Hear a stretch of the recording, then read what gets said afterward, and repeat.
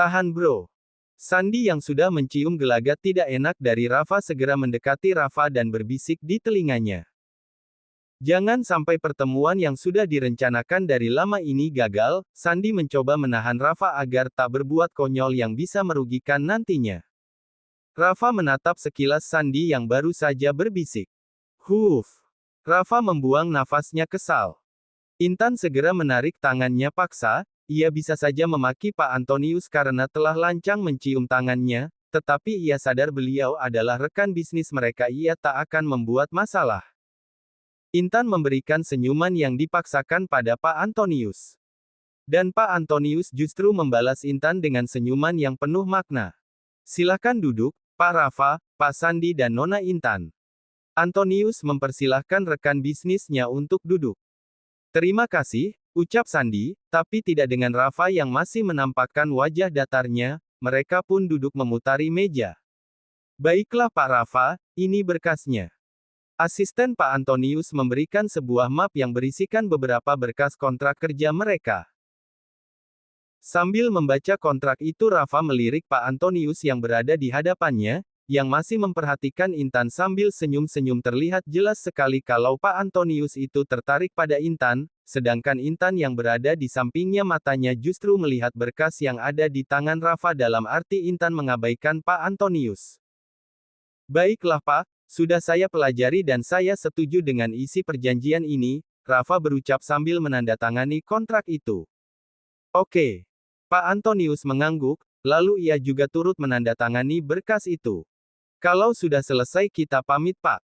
Loh, kenapa buru-buru sekali, kita bahkan belum makan apapun.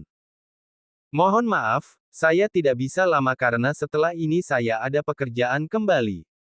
Begitukah? Oke, tapi kalau kalian berencana akan berkeliling kota Kanada saya dengan senang hati menemani kalian. Mata Pak Antonius tertuju pada Intan, dan Rafa memperhatikan itu. Terima kasih atas kebaikan Bapak, kami sangat tersanjung. Sandi menjawab ucapan Pak Antonius.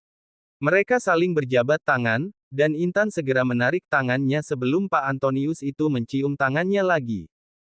Intan ini sekretaris Pak Rafa. Iya, jawab Rafa datar.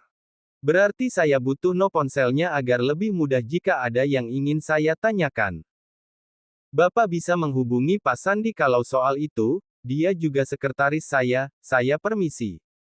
Rafa segera berlalu. Sandi dan Intan menunduk memberi hormat pada Pak Antonius dan berlalu menyusul Rafa.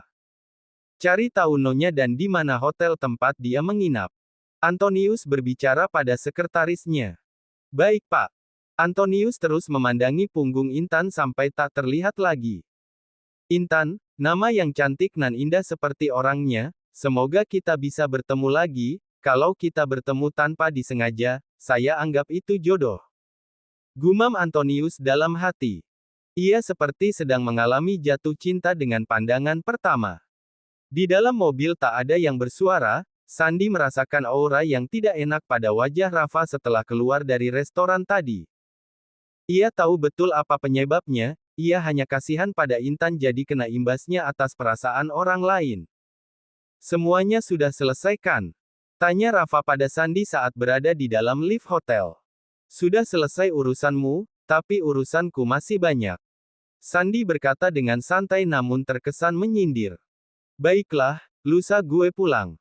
Oke, jadi gue sama Intan tetap stay. Apa maksud lo? Sandi mendapatkan tatapan tajam dari Rafa. Ya kan tadi lo bilang, lo yang pulang gak nyebut Intan juga ikut pulang. Tak ada jawaban lagi dari Rafa. Ia berjalan lebih dulu mendahului Intan dan Sandi saat pintu lift sudah terbuka. Intan hanya diam saja, ia bingung harus berkata apa. Namun saat sampai depan kamar mereka, Rafa justru membuka pintu kamar Intan dan masuk begitu saja. Hingga membuat Sandi dan Intan saling berpandangan. Masuk saja, kalau singa itu macam-macam teriak saja, kakak pasti langsung datang. Sandi mengedipkan sebelah matanya pada Intan yang masih diam di tempat. Bro ngambek sih ngambek tapi masih tetap masuk ke kamarnya juga. Sandi geleng-geleng kepala setelah masuk ke dalam kamarnya. Intan masuk ke kamar secara perlahan, ia melihat Rafa sedang duduk di sofa yang ada di kamar sambil menyandarkan kepalanya dengan mata terpejam. Mas, apa Mas lelah? Intan bertanya dengan lembut. Rafa hanya menjawab itu yang tak tahu apa artinya. Mas Rafa mau aku pesankan minuman. Boleh, sekalian diberi serbuk penghilang ingatan. Hah. Rafa kesal karena ia masih jelas mengingat senyum penuh minat Pak Antonius pada kekasihnya. Mas, tak penting seberapapun tampan dan kayanya lelaki lain, buat aku tetap Mas Rafa yang aku cintai dan tak akan pernah aku berpaling. Intan berbicara seperti itu karena tahu apa penyebabnya lelaki dewasa itu terlihat seperti merajuk. Rafa sumringah mendengar pengakuan dari Intan.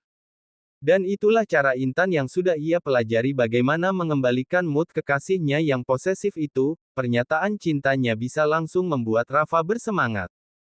Dan itu berhasil sekarang. Benarkah itu sayang? Rafa terlihat sumringah. Tentu saja Mas. Rafa mengecup kening Intan. Sayang, besok kamu istirahat saja di hotel, tidak perlu ikut Mas, lagi pula besok adalah pertemuan terakhir sebelum kita pulang. Rafa tak ingin kejadian tadi terulang lagi. Loh, kenapa Mas? Tidak apa-apa, Mas gak mau ada yang memandangimu dengan tatapan menyebalkan seperti tadi. Rafa masih terlihat kesal. Yah, padahal aku mau ikut sekalian jalan-jalan loh Mas. Intan menampakkan wajah yang kecewa. Tenang sayang, nanti kita balik lagi dengan status berbeda, agar kita bisa itu, Rafa menaik turunkan.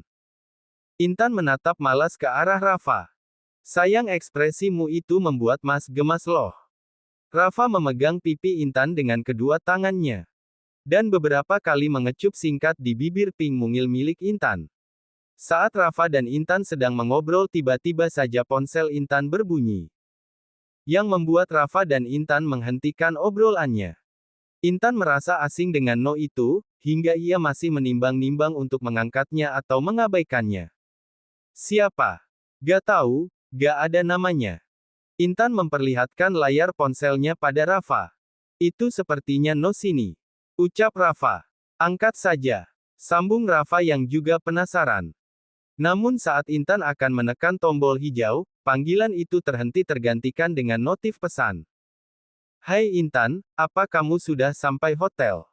Kening Intan berkerut halus membaca pesan yang menurutnya aneh itu. Rafa merebutnya ponsel Intan dan membaca pesan itu. Siapa dia? Jiwa posesifnya datang lagi. Aku gak tahu Mas. Balas saja jika kamu ingin membalasnya. Rafa memberikan ponselnya pada Intan. Balas dia bilang. Nanti dia sendiri yang marah. Intan berucap dalam hati. Kenapa melamun apa sedang memikirkan siapa penggemar misteriusmu itu? Mulai lagi, gumam Intan sambil menghembuskan nafasnya kasar. Intan beranjak dari duduknya, namun tiba-tiba saja Rafa menarik tangan Intan dengan kencang hingga membuatnya terjatuh di pangkuan Rafa. Mau kemana Mau mandi Mas? Mas ikut ya? Mau mandi kok ikut? Lepas tangannya Mas. Intan mencoba melepaskan tangan Rafa yang berada di perutnya. Mas juga mau mandi. Ya mandi saja di kamar Mas sendiri sana. Mas maunya di sini. Tatapan Rafa sudah mulai berkabut jika selalu dekat dengan Intan. Maas. Intan gugup karena Rafa semakin mendekatkan wajahnya.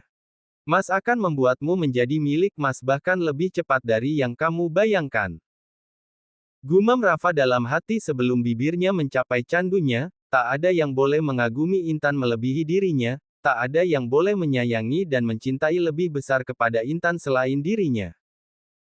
Intan tak bisa menolak jika Rafa sudah memberikan kelembutan itu, ya Rafa selalu melakukan itu jika sedang cemburu, tidak, ia melakukan itu dalam perasaan apapun.